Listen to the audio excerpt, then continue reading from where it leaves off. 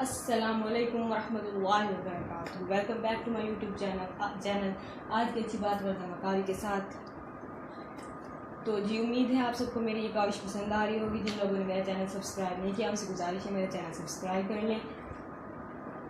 اور اگر آپ کو لگتا ہے میں کہیں کسی جگہ غلط ہوں تو پلیز کمنٹ کر کے مجھے بتایا کریں تاکہ میں اپنی غلطی کو اگلی بار سدھار سکوں. تو ہم آج اپنا پچھلا ٹاپک کنٹینیو کریں گے. تو اسٹارٹ کرتے ہیں. مہاجرین حبشہ کے خلاف قریش کی سازش. مشرکین کو سخت غلط تھا کہ مسلمان اپنی جان اور اپنا دین بچا کر ایک پرامن جگہ بھاگ گئے ہیں. لہٰذا انہوں نے عمرو بن عاص رضی اللہ عنہ اور عبداللہ بن ربیع کو جو گہری سود بوجھ کے مالک تھے اور ابھی مسلمان نہیں ہوئے تھے ایک اہم سفارتی مہم کے لیے منتخب کیا اور ان دونوں کو نجاشی اور بطریقوں کی خدمت میں پیش کرنے کے لیے بہترین تحفے اور ہدیے دے کر حبش روانہ کیا. ان دونوں نے پہلے حبش پہنچ کر بطریقوں کو تحائف پیش کیے. پھر انہیں اپنے ان دلائل سے آگاہ کیا جن کی بنیاد پر وہ مسلمانوں کو حبش سے نکلوانا چاہتے تھے. جب بطریقوں نے اس بات سے اتفاق کر لیا کہ وہ نجاشی کو مسلمانوں کے نکال دینے کا مشورہ دیں گے تو یہ دونوں نجاشی کے حضور حاضر ہوئے اور تحائف پیش کر کے اپنا مدعا بیان کیا. اے بادشاہ، آپ کے ملک میں ہمارے کچھ ناسمجھ نوجوان آ گئے ہیں. انہوں نے اپنی قوم کا دین چھوڑ دیا ہے لیکن آپ کے دین میں بھی داخل نہیں ہوئے ہیں بلکہ ایک نیا دین ایجاد کیا ہے جسے نہ ہم جانتے ہیں نہ آپ ہمیں. آپ کی خدمت میں انہی کی بابت ان کے والدین، چچاؤں اور کنبے قبیلے کے معاہدین نے بھیجا ہے. مقصد یہ ہے کہ آپ انہیں ان کے پاس واپس بھیج دیں کیونکہ وہ لوگ ان پر کڑی نگاہ رکھتے ہیں اور ان کی خامی اور عتاب کے اسباب کو بہتر طور پر سمجھتے ہیں. جب یہ دونوں اپنا مدعا عرض کر چکے تو بطریقوں نے کہا، بادشاہ سلامت، یہ دونوں ٹھیک ہی کہہ رہے ہیں. آپ ان جوانوں کو ان دونوں کے حوالے کر دیں.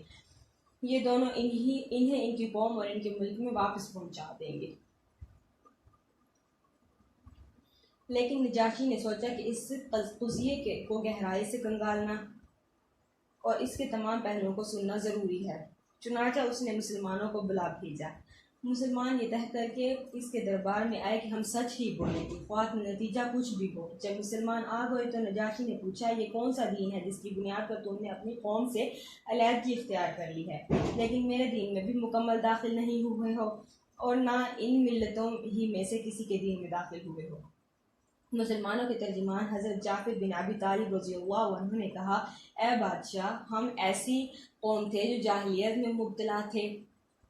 ہم بت پوجتے تھے، مردار کھاتے تھے، بدکاریاں کرتے تھے، قرابت داروں سے تعلق توڑتے تھے، ہمسایوں سے بدسلوکی کرتے تھے اور ہم میں سے طاقتور کمزور کو کھا رہا تھا. ہم اسی حالت میں تھے کہ اللہ نے ہم ہی میں سے ایک رسول بھیجا. اس کی اعلیٰ نسبی سچائی، امانت اور پاک دامنی ہمیں پہلے سے معلوم تھی. اس نے ہمیں اللہ کی طرف بلایا اور سمجھایا کہ ہم صرف ایک اللہ کو مانیں اور اس کی عبادت کریں اور اس کے سوا جن پتھروں اور بتوں کو ہمارے ماں باپ دادا پوجتے تھے انہیں چھوڑ دیں. اس نے ہمیں سچ بولنے، امانت ادا کرنے، قرابت جوڑنے، پڑوسی سے اچھا سلوک کرنے اور حرام کاری اور خون ریزی سے باز رہنے کا حکم دیا اور فواحش میں ملوث ہونے، جھوٹ بولنے، یتیم کا مال کھانے اور پاک دامن عورتوں پر جھوٹی تہمت لگانے سے منع کیا. اس نے ہمیں یہ بھی حکم دیا کہ ہم صرف اللہ کی عبادت کریں، اس کے ساتھ کسی کو شریک نہ کریں. اس نے ہمیں نماز، روزہ اور زکوٰۃ کا حکم دیا. اسی طرح حضرت جعفر رضی اللہ تعالی عنہ نے اسلام کے کام گنائے. پھر کہا، ہم نے اس پیغمبر کو سچا مانا، اس پر ایمان لائے اور اس کے لائے ہوئے دین خداوندی میں اس کی پیروی کی. چنانچہ ہم نے صرف اللہ کی عبادت کی، اس کے ساتھ کسی کو شریک نہیں کیا اور جن باتوں کو اس پیغمبر صلی اللہ علیہ وآلہ وسلم نے حرام بتایا انہیں حرام مانا اور جن کو حلال بتایا انہیں حلال جانا. اس پر ہماری قوم ہم سے بگڑ گئی. اس نے ہم پر ظلم و ستم کیا اور ہمیں ہمارے دین سے پھیرنے کے لیے فتنے اور سزاؤں سے دوچار کیا تاکہ ہم اللہ کی عبادت چھوڑ کر بت پرستی کی طرف پلٹ جائیں اور جن گندی چیزوں کو حلال سمجھتے تھے انہیں پھر حلال سمجھنے لگے. جب انہوں نے ہم پر بہت قہر و ظلم کیا، زمین تنگ کر دی اور ہمارے دین کے درمیان روک بن کر کھڑے ہو گئے تو ہم نے آپ کے ملک کی راہ لی اور دوسروں پر آپ کو ترجیح دی. دوسروں پر آپ کو ترجیح دیتے ہوئے آپ کی پناہ میں رہنا پسند کیا اور یہ امید کی کہ اے بادشاہ آپ کے پاس ہم پر ظلم نہیں کیا جائے گا۔ نجاشی نے کہا وہ پیغمبر جو کچھ لائے ہیں اس میں سے کچھ تمہارے پاس ہے؟ حضرت جعفر رضی اللہ تعالی عنہ نے کہا ہاں۔ نجاشی نے کہا ذرا مجھے بھی پڑھ کر سناؤ۔ حضرت جعفر رضی اللہ تعالی عنہ نے سورۃ مریم کی ابتدائی آیات تلاوت فرمائی۔ نجاشی اس قدر رویا کہ اس کی داڑھی تر ہو گئی۔ نجاشی کے تمام اسقف بھی حضرت جعفر رضی اللہ تعالی عنہ کی تلاوت سن کر اس قدر روئے کہ ان کے صحیفے تر ہو گئے۔ پھر نجاشی نے کہا یہ کلام اور وہ کلام جو حضرت عیسیٰ علیہ السلام لے کر آئے تھے دونوں ایک ہی شمعدان سے نکلے ہوئے ہیں۔ اس کے بعد نجاشی نے عمرو بن عاص اور عبداللہ بن ربیع کو مخاطب کر کے کہا کہ تم دونوں چلے جاؤ، میں ان لوگوں کو تمہارے حوالے نہیں کر سکتا اور نہ یہاں ان کے خلاف کوئی چال چلی جا سکتی ہے۔ اس حکم پر وہ دونوں وہاں سے نکل گئے، لیکن پھر عمرو بن عاص نے عبداللہ بن ربیع سے کہا خدا کی قسم کل ان کے متعلق ایسی بات لاؤں گا کہ ان کی ہریالی کی جڑ کاٹ کر رکھ دوں گا۔ عبداللہ بن ربیع نے کہا نہیں ایسا نہ کرنا، ان لوگوں نے اگرچہ ہمارے خلاف کیا ہے لیکن ہیں بہرحال ہمارے اپنے ہی کنبے قبیلے کے لوگ، مگر عمرو بن عاص اپنی رائے پر اڑے رہے۔ اگلا دن آیا تو عمرو بن عاص نے نجاشی سے کہا اے بادشاہ یہ لوگ عیسیٰ بن مریم رضی اللہ تعالی عنہ کے بارے میں ایک بڑی بات کہتے ہیں۔ اس پر نجاشی نے مسلمانوں کو پھر بلا بھیجا۔ وہ پوچھنا چاہتا تھا کہ حضرت عیسیٰ علیہ السلام کے بارے میں مسلمان کیا کہتے ہیں۔ اس دفعہ مسلمانوں کو گھبراہٹ ہوئی، لیکن انہوں نے طے کیا کہ سچ ہی بولیں گے، نتیجہ خواہ کچھ بھی ہو۔ چنانچہ جب مسلمان نجاشی کے دربار میں حاضر ہوئے اور اس نے سوال کیا تو حضرت جعفر رضی اللہ تعالیٰ عنہ نے فرمایا ہم عیسیٰ علیہ السلام کے بارے میں وہی بات کہتے ہیں جو ہمارے نبی صلی اللہ علیہ وسلم لے کر آئے ہیں، یعنی حضرت عیسیٰ علیہ السلام اللہ کے بندے ہیں، اس کے رسول ہیں، اس کی روح اور اس کا وہ کلمہ ہے جسے اللہ نے کنواری پاک دامن حضرت مریم علیہ السلام کے طرف القاء کیا تھا۔ اس پر نجاشی نے زمین سے ایک تنکا اٹھایا اور بولا خدا کی قسم جو کچھ تم نے کہا ہے حضرت عیسیٰ علیہ السلام اس سے اس تنکے کے برابر بھی بڑھ کر نہ تھے۔ اس پر بطریقوں نے ہوں کی آواز لگائی۔ نجاشی نے کہا اگرچہ تم لوگ ہوں کہو۔ اس کے بعد نجاشی نے مسلمانوں سے کہا جاؤ تم لوگ میرے قلمروں میں امن و امان سے ہو، جو تمہیں گالی دے گا اس پر تاوان لگایا جائے گا۔ مجھے گوارا نہیں کہ تم میں سے کسی آدمی کو ستاؤں اور اس کے بدلے مجھے سونے کا پہاڑ مل جائے۔ اس کے بعد اس نے اپنے حاشیہ نشینوں سے مخاطب ہو کر کہا ان دونوں کو ان کے ہدیے واپس کر دو، مجھے ان کی ضرورت نہیں۔ خدا کی قسم اللہ تعالیٰ نے جب مجھے میرا ملک واپس کیا تھا تو مجھ سے کوئی رشوت نہیں لی تھی کہ میں اس کی راہ میں رشوت لوں۔ نیز اللہ نے میرے بارے میں لوگوں کی بات قبول نہ کی تھی کہ میں اللہ کے بارے میں لوگوں کی بات مانوں۔ حضرت ام سلمہ رضی اللہ تعالیٰ عنہ جنہوں نے اس واقعے کو بیان کیا ہے کہتی ہیں اس کے بعد وہ دونوں اپنے ہدیے تحفے لیے بے آبرو ہو کر واپس چلے گئے اور ہم نجاشی کے پاس ایک اچھے ملک میں ایک اچھے پڑوسی کے زیر سایہ مقیم رہے۔ بہرحال مشرکین کی چال ناکام ہو گئی اور ان کی سمجھ میں آ گیا کہ وہ اپنے جذبہ عداوت کو اپنے دائرہ اختیار ہی میں آسودہ کر سکتے ہیں، لیکن اس کے نتیجے میں انہوں نے ایک خوفناک بات سوچنی شروع کر دی۔ در حقیقت انہیں اچھی طرح احساس ہو گیا تھا کہ اس مصیبت سے نمٹنے کے لیے اب ان کے سامنے دو ہی راستے رہ گئے ہیں، یا تو رسول اللہ صلی اللہ علیہ وآلہ وسلم کو تبلیغ سے بزور طاقت روک دیں یا پھر آپ صلی اللہ علیہ وآلہ وسلم کے وجود ہی کا صفایا کر دیں۔ لیکن دوسری صورت حد درجہ مشکل تھی کیونکہ ابو طالب آپ صلی اللہ علیہ وآلہ وسلم کے محافظ تھے اور مشرکین کے عزائم کے سامنے آہنی دیوار بنے ہوئے تھے، اس لیے یہی مفید سمجھا گیا کہ ابو طالب سے دو باتیں ہو جائیں۔ ابو طالب کو قریش کی دھمکی۔ اس تجویز کے بعد سرداران قریش ابو طالب کے پاس حاضر ہوئے اور بولے ابو طالب آپ ہمارے اندر سن و شرف اور اعزاز کے مالک ہیں۔ ہم نے آپ سے گزارش کی کہ اپنے بھتیجوں کو روکیے، لیکن آپ نے نہیں روکا۔ آپ یاد رکھیں، ہم اسے برداشت نہیں کر سکتے کہ ہمارے آباء و اجداد کو گالیاں دی جائیں، ہماری عقل و فہم کو حماقت زدہ قرار دیا جائے اور ہمارے خداؤں کی عیب چینی کی جائے۔ آپ روک دیجیے، ورنہ ہم آپ سے اور ان سے ایسی جنگ چھیڑ دیں گے کہ ایک فریق کا صفایہ ہو جائے گا۔ ابو طالب پر اس زوردار دھمکی کا بہت زیادہ اثر ہوا اور انہوں نے رسول اللہ صلی اللہ علیہ وآلہ وسلم کو بلا کر کہا، بھتیجے، تمہاری قوم کے لوگ میرے پاس آئے تھے اور ایسی ایسی باتیں کہہ گئے۔ اب مجھ پر اور خود اپنے آپ پر رحم کرو اور اس معاملے میں مجھ پر اتنا بوجھ نہ ڈالو جو میرے بس سے باہر ہو۔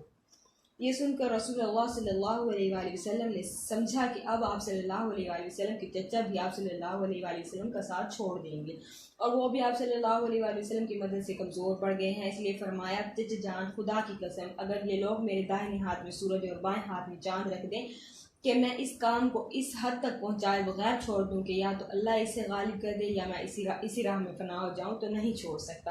اس کے بعد آپ کی آنکھیں اشک بار ہو گئیں، آپ صلی اللہ علیہ وآلہ وسلم رو پڑے اور اٹھ گئے۔ جب واپس ہونے لگے تو ابو طالب نے پکارا اور سامنے تشریف لائے تو کہا، بھتیجے، جاؤ، جو چاہو کہو، خدا کی قسم میں تمہیں کبھی بھی کسی بھی وجہ سے چھوڑ نہیں سکتا۔ بخدا وہ لوگ تمہارے پاس اپنی جمیعت سمیت بھی ہرگز نہیں پہنچ سکتے، یہاں تک کہ میں مٹی میں دفن کر دیا جاؤں۔ تم اپنی بات کھلا کہو، تم پر کوئی قدغن نہیں، تم خوش ہو جاؤ اور تمہاری آنکھیں اس سے ٹھنڈی ہو جائیں۔ قریش ایک بار پھر ابو طالب کے سامنے۔ پچھلی دھمکی کے باوجود جب قریش نے دیکھا کہ رسول اللہ صلی اللہ علیہ وآلہ وسلم اپنا کام کیے جا رہے ہیں تو ان کی سمجھ میں آ گیا کہ ابو طالب رسول اللہ صلی اللہ علیہ وآلہ وسلم کو چھوڑ نہیں سکتے، بلکہ اس بارے میں قریش سے جدا ہونے اور ان کی عداوت مول لینے کو تیار ہیں۔ چنانچہ وہ ولید بن مغیرہ کے لڑکے عمارہ کو ہمراہ لے کر ابو طالب کے پاس پہنچے اور ان سے یوں عرض کیا، اے ابو طالب، یہ قریش کا سب سے بانکا اور خوبصورت نوجوان ہے، آپ اسے لے لیں، اس کی دیت اور نصرت کے آپ حقدار ہوں گے، آپ اسے اپنا لڑکا بنا لیں، یہ آپ کا ہوگا اور آپ اپنے اس بھتیجے کو ہمارے حوالے کر دیں جس نے آپ کے آباء و اجداد کے دین کی مخالفت کی ہے، آپ کی قوم کا شیرازہ منتشر کر رکھا ہے اور ان کی عقلوں کو حماقت سے دو چار بتلایا ہے، ہم اسے قتل کر دیں گے، بس یہ ایک آدمی کے بدلے ایک آدمی کا حساب ہے۔ ابو طالب نے کہا، خدا کی قسم، کتنا برا سودا ہے جو تم لوگ مجھ سے کر رہے ہو، تم اپنا بیٹا مجھے دیتے ہو کہ میں اسے کھلاؤں پلاؤں پالوں پوسوں، اور میرا بیٹا مجھ سے طلب کرتے ہو کہ اسے قتل کر دو، خدا کی قسم یہ نہیں ہو سکتا۔ اس پر نوفل بن عبد مناف کا پوتا مطعم بن عدی بولا، خدا کی قسم، اے ابو طالب، تم سے تمہاری قوم نے انصاف کی بات کہی اور جو صورت تمہیں ناگوار ہے اس سے بچنے کی کوشش کی ہے، لیکن میں دیکھتا ہوں کہ تم ان کی کسی بات کو قبول نہیں کرنا چاہتے۔ جواب میں ابو طالب نے کہا، بخدا تم لوگوں نے مجھ سے انصاف کی بات نہیں کی ہے، بلکہ تم بھی میرا ساتھ چھوڑ کر میرے مخالف لوگوں کی مدد پر تلے بیٹھے ہو، تو ٹھیک ہے، جو چاہو کرو۔ سیرت کے ماخذ میں پچھلی دونوں گفتگو کے زمانے کی تعین نہیں ملتی، لیکن قرائن و شواہد سے ظاہر ہوتا ہے کہ یہ دونوں گفتگو سن 490 کے وسط میں ہوئی تھیں اور دونوں کے درمیان فاصلہ مختصر ہی تھا۔ نبی صلی اللہ علیہ وآلہ وسلم کی قتل کی تجویز۔ ان دونوں گفتگوؤں کی ناکامی کے بعد قریش کا جذبہ جور و ستم اور بھی بڑھ گیا اور ایذا رسانی کا سلسلہ پہلے سے فزوں تر اور سخت تر ہو گیا۔ انہی دنوں قریش کے سرکشوں کے دماغ میں نبی صلی اللہ علیہ وآلہ وسلم کے خاتمے کی ایک تجویز ابھری، لیکن یہی تجویز اور یہی سختیاں مکہ کے جاں بازوں میں سے دو نادرہ روزگار سرفروشوں یعنی حضرت حمزہ بن عبد المطلب رضی اللہ تعالی عنہ اور حضرت عمر بن خطاب رضی اللہ تعالی عنہ کے اسلام لانے اور ان کے ذریعے اسلام کو تقویت پہنچانے کا سبب بن گئے۔ جور و جفا کے سلسلے دراز کے ایک دو نمونے یہ ہیں کہ ایک روز ابو لہب کا بیٹا عتیبہ رسول اللہ صلی اللہ علیہ وآلہ وسلم کے پاس آیا اور بولا، میں والنجم اذا ہوا اور ثم دنا فتدلی کے ساتھ کفر کرتا ہوں۔ اس کے بعد وہ آپ صلی اللہ علیہ وآلہ وسلم پر اظہار ثانی کے ساتھ مسلط ہو گیا۔ آپ صلی اللہ علیہ وآلہ وسلم کا کرتا پھاڑ دیا اور آپ صلی اللہ علیہ وآلہ وسلم کے چہرے پر تھوک دیا۔ اگرچہ تھوک آپ صلی اللہ علیہ وآلہ وسلم پر نہ پڑا، اسی موقع پر نبی صلی اللہ علیہ وآلہ وسلم نے بد دعا کی کہ اے اللہ اس پر اپنے کتوں میں سے کوئی کتا مسلط کر دے۔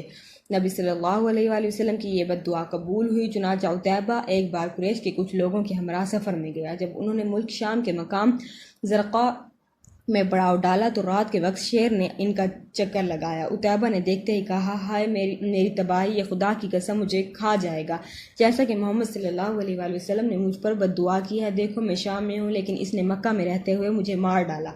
احتیاطاً لوگوں نے عتیبہ کو اپنے اور جانوروں کے گھیرے میں بیچوں بیچ سلایا، لیکن رات کو شیر سب کو پھلانگتا ہوا سیدھا عتیبہ کے پاس پہنچا اور سر پکڑ کر ذبح کر ڈالا۔ ایک بار عقبہ بن ابی معیط نے رسول اللہ صلی اللہ علیہ وآلہ وسلم کی گردن حالت سجدہ میں اس زور سے روندی کہ معلوم ہوتا تھا دونوں آنکھیں نکل آئیں گی۔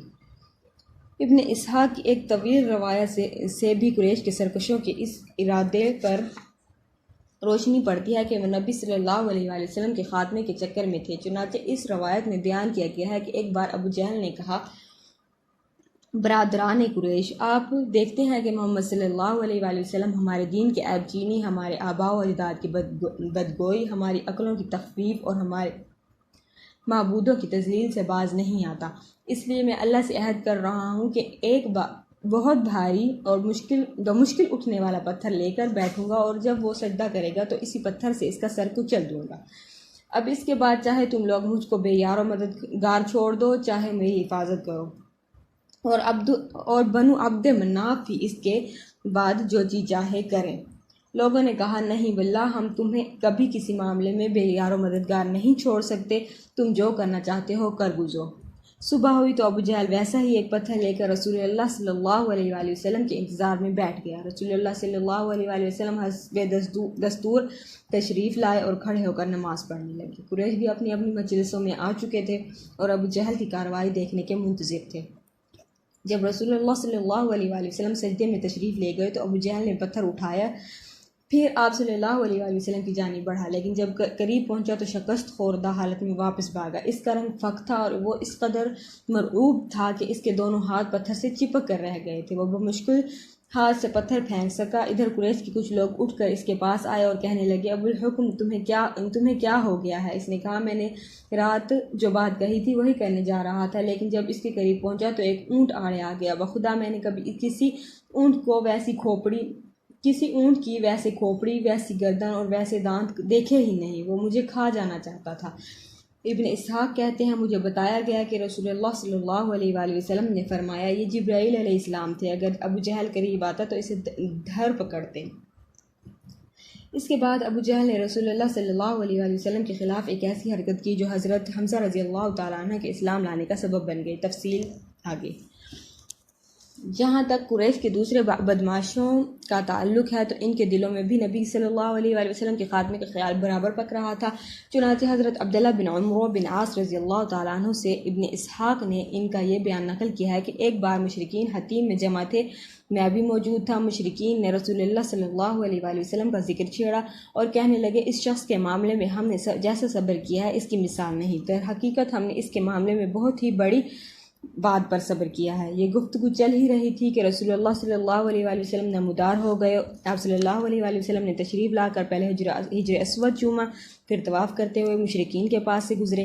انہوں نے کچھ کہہ کر طعنہ زنی کی جس کا اثر میں نے آپ صلی اللہ علیہ وآلہ وسلم کے چہرے پر دیکھا۔ اس کے بعد جب دوبارہ آپ صلی اللہ علیہ وآلہ وسلم کا گزر ہوا تو مشرکین نے پھر اسی طرح کی لعن طعن کی، میں نے اس کا بھی اثر آپ صلی اللہ علیہ وآلہ وسلم کے چہرے پر دیکھا۔ اس کے بعد آپ صلی اللہ علیہ وآلہ وسلم سے بارہ گزرے تو مشرکین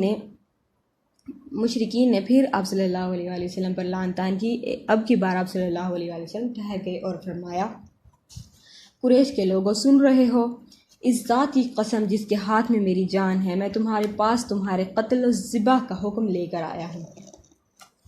آپ صلی اللہ علیہ وآلہ وسلم کے اس ارشاد نے لوگوں کو پکڑ لیا۔ ان پر ایسا سختہ طاری ہوا کہ گویا ہر آدمی کے سر پر چڑیا یہاں تک کہ جو آپ صلی اللہ علیہ وآلہ وسلم پر سب سے زیادہ سخت تھا وہ بھی بہتر سے بہتر لفظ جو پا سکتا تھا اس کے ذریعے آپ صلی اللہ علیہ وآلہ وسلم سے طلبگار رحمت ہوتے ہوئے کہنے لگا کہ ابو القاسم واپس جائیے، خدا کی قسم آپ صلی اللہ علیہ وآلہ وسلم کبھی بھی نادان نہ تھے۔ دوسرے دن قریش پھر اسی طرح جمع ہو کر آپ صلی اللہ علیہ وآلہ وسلم کا ذکر کر رہے تھے کہ آپ صلی اللہ علیہ وآلہ وسلم نمودار ہوئے، دیکھتے ہی سب یکجان ہو کر ایک آدمی کی طرح آپ صلی اللہ علیہ وسلم پر پل پڑے اور آپ صلی اللہ علیہ وآلہ وسلم کو گھیر لیا۔ پھر میں نے ایک آدمی کو دیکھا کہ اس نے گلے کے پاس سے آپ صلی اللہ علیہ وآلہ وسلم کی چادر پکڑ لی اور بل دینے لگا۔ ابو بکر صدیق رضی اللہ تعالیٰ عنہ آپ صلی اللہ علیہ وآلہ وسلم کے بچاؤ میں لگ گئے۔ وہ روتے جاتے تھے اور کہتے جاتے تھے اتقتلون رجلا ان یقول رب اللہ، کیا تم لوگ ایک آدمی کو اس لیے قتل کر رہے ہو کہ وہ کہتا ہے میرا رب اللہ ہے؟ اس کے بعد وہ لوگ آپ صلی اللہ علیہ وآلہ وسلم کو چھوڑ کر پلٹ گئے۔ عبداللہ بن عمرو بن عاص رضی اللہ تعالیٰ عنہ کہتے ہیں کہ یہ سب سے سخت ترین اعزا رسانی تھی جو میں نے قریش کو کبھی کرتے ہوئے دیکھی۔